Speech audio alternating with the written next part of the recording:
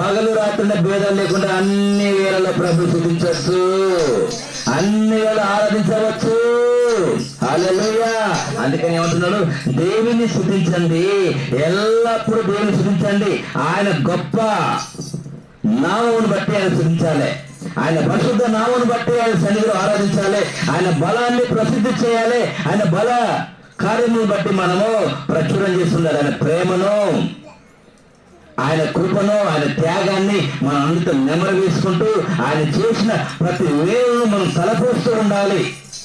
దేవుడు చేసిన ప్రతి ఆశ్చర్యమైన కార్యాన్ని బట్టి, అద్భుతమైన కార్యాన్ని బట్టి, దేవుడు దాని జీవితంలో చేసిన ప్రతి వేలును బట్టి నెమరు వేసుకుంటూ ఉండాలి.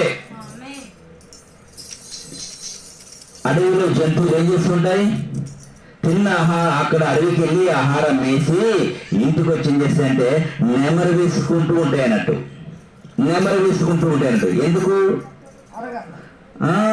అంటే ఆహారాన్ని మళ్ళీ తీసుకొని నెమరు వేసుకుని మళ్ళీ భుజిస్తూ వాటి కడుపు నింపుకుంటూ ఉంటాయి. మరి ఆహారానికి అంత ప్రాధాన్యత ఇస్తున్నాయి కదా, మరి మనం కూడా మరి దేవుడు నేనే జీవాహారం అంటున్నాడు కదా, అలాంటప్పుడు దేవుని మాటలు, ఆయన వాక్యాన్ని ఆయన మనం ఇంకెంత మనం నెమరు వేసుకోవాలి. హల్లెలూయా.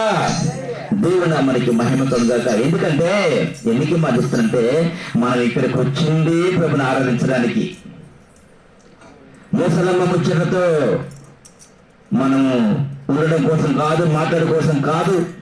ఎందుకంటే దేవుడు పరిశుద్ధుడు కాబట్టి మీరు పరిశుద్ధులు అంటున్నాడు.